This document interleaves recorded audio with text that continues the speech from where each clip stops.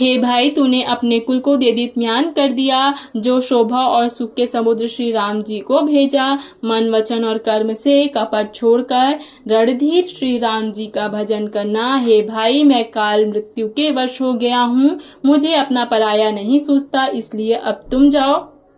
भाई के वचन सुनकर विभीषण लौट गए और वहां आए जहां त्रिलोकी के भूषण श्री राम जी थे। विभीषण ने कहा, हे नाथ, पर्वत के समान विशाल देह वाला रणधीर कुंभकर्ण आ रहा है। वानरों ने जब कानों से इतना सुना तब वे बलवान किलकिलाकर हर्ष ध्वनि करके दौड़े, वृक्ष और पर्वत उखाड़कर उठा लिए और क्रोध से दांत कटकटाकर उन्हें उसके ऊपर डालने लगे।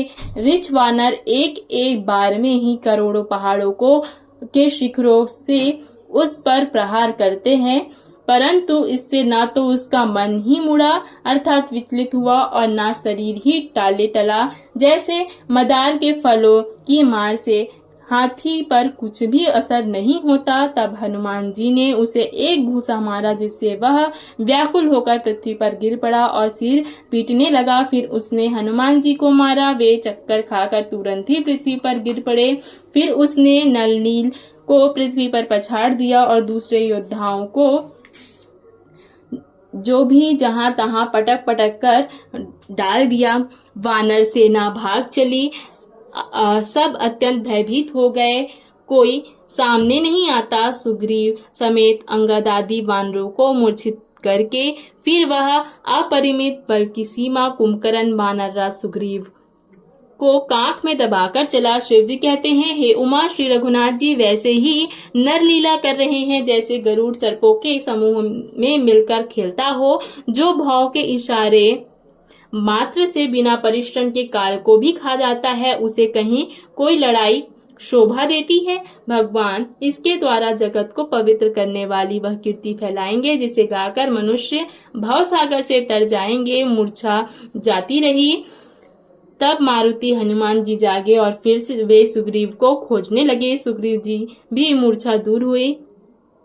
तब वे मुर्दे से होकर खिसक गए, कांख से नीचे गिर पड़े। कुंभकर्ण ने उनको मृतक जाना। उन्होंने कुंभकर्ण के नाक कान दांतों से काट दिए और फिर गरज कर आकाश की ओर चले। तब कुंभकर्ण ने जाना, उसने सुग्रीव का पैर पकड़कर उनको पृथ्वी पर पछाड़ दिया। फिर सुग्रीव ने बड़ी फुर्ती से उठकर उसको मारा और तब बलवान सुग्रीव प्रभु के पास आए और बोले, कृपा निधान प्रभु की जय हो, जय हो, जय हो।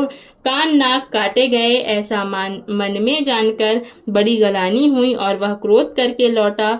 एक तो वह स्वभाव आकृति से ही भयंकर था और फिर बिना नाक कान का होने से और भी भयानक हो गया। उसे देखते ही वानरों की सेना में भय उत्पन्न हो गया। रघुवंश मणि की जय हो, जय हो, जय हो ऐसा पुकार कर वानर हूं करके दौड़े और सब ने एक ही साथ उस पर पहाड़ और वृक्षों के समूह छोड़े।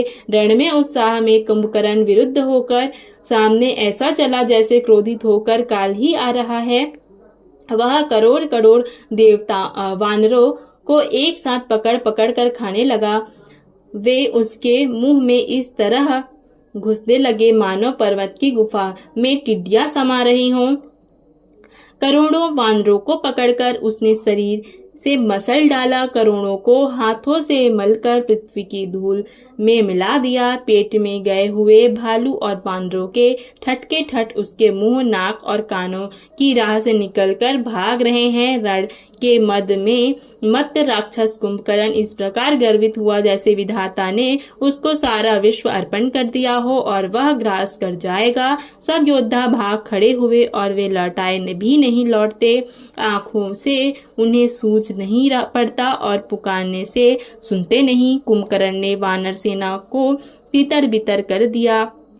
यह सुनकर राक्षस सेना भी दौड़ी। श्री रामचंद्र जी ने देखा कि अपनी सेना व्याकुल है और शत्रु की कई प्रकार की सेना आ गई। तब कमल नयन श्री रामचंद्र जी बोले, हे सुग्रीव, हे विभीषण और हे लक्ष्मण, सुनो, तुम सेना को संभालना, मैं दुष्ट के बल और सेना को देखता हूँ। हाथ में शारंग धनुष और कमर में तरकस सजाकर श्री रघुनाथ जी शत्रु सेना को दलन करने चले। प्रभु ने पहले तो धनुष का टंकार किया, जिसकी भयानक आवाज सुनते ही शत्रु दल बहरा हो गया।